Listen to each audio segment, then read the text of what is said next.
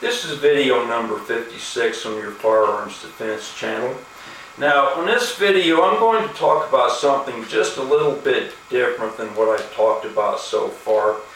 I'm going to talk about the government and the church and wars and how all these things relate to each other. Now, I firmly believe that the government itself is the greatest source of evil that there is. I believe the government causes everything bad to happen. I believe the traditional churches are their allies and they go along with them for a start. Now, to start with, I'll use the example of our founding fathers who established this republic.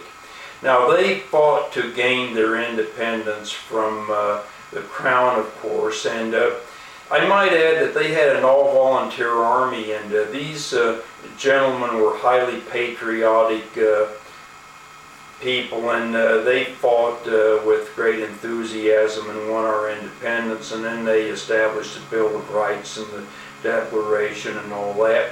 And in their infinite wisdom, they knew that governments were the number one source of evil and everything bad that happens.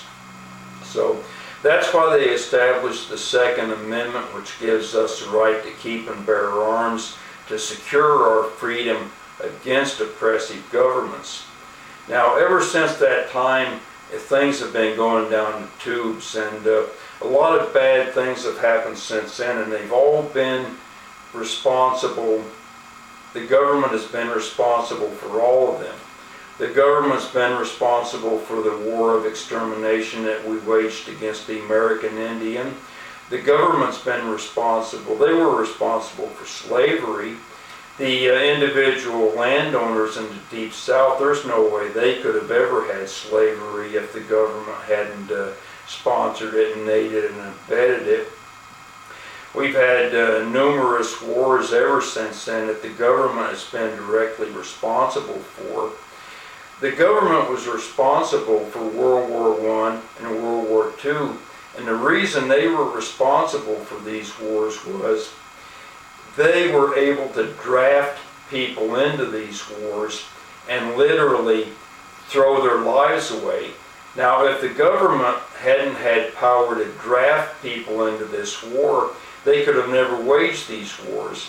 And in truth of the matter, now no one wants to hear this, no one wants to be made aware of this, but there was absolutely no reason for us to get involved in any of these wars. If we would have left Germany alone, if we would have left Japan alone, they would have conquered whatever lands they were going to conquer, and those people would be happy under Japanese rule and German rule today, and we'd still be buying our Mercedeses and our Toyotas and our stereo equipment and so on from Japan and Germany, and we'd all be happy, and we wouldn't have had World War I and World War II. Those things were political wars. The only reason they were fought was the politicians endorsed them. They had the draft, which, by the way, the draft is not a characteristic of a free state and free people. And they were aided and abetted by the traditional churches who saw war as God's will and our divine right to wage war on these people.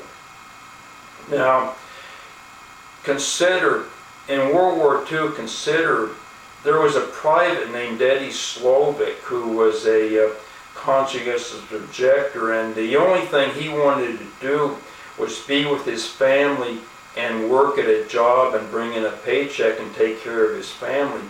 But the government shot him before a firing squad executed him just to make an example out of him to induce other people to fight. Now, I know what everyone's going to say. Now, this video sounds like it's a little to the left of center, well, a lot to the left of center, and people are going to say horrifiedly, well, oh my God, if we didn't have the draft, how could we ever have fought the evil Japanese and the evil Germans? Well, that's exactly the point. We wouldn't have. We couldn't have done that without a draft.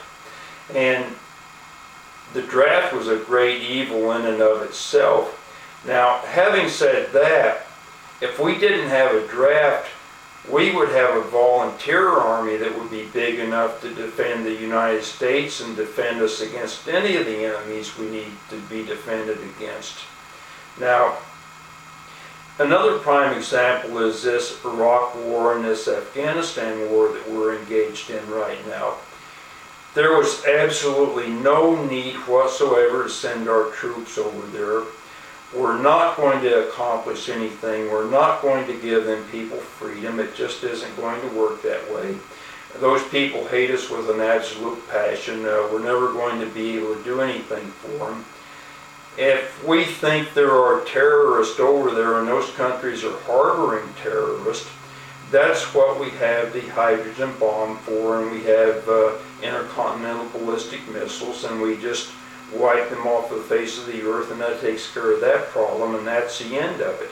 So those wars weren't worth fighting with foot soldiers. Now, I'm only 6 minutes into this, so I think that's great, so I think I'm going to have time to finish this up nicely. Now, having said that, you might get the idea I'm a pacifist. That's not the case at all.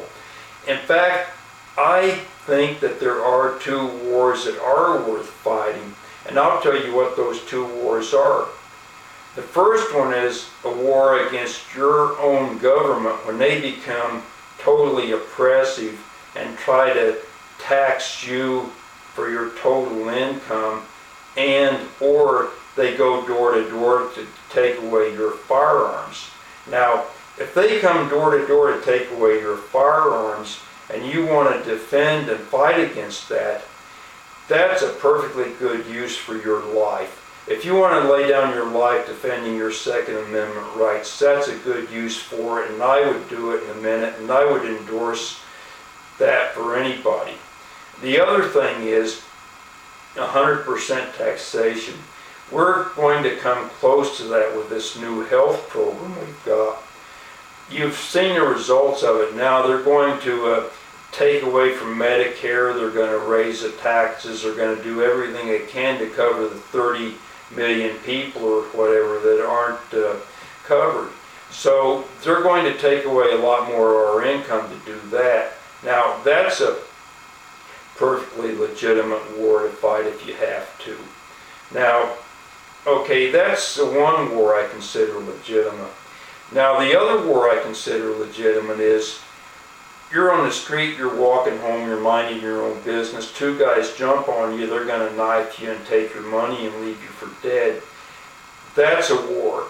Nobody thinks of it that way. They think of it as an assault, as a robbery, as a whatever.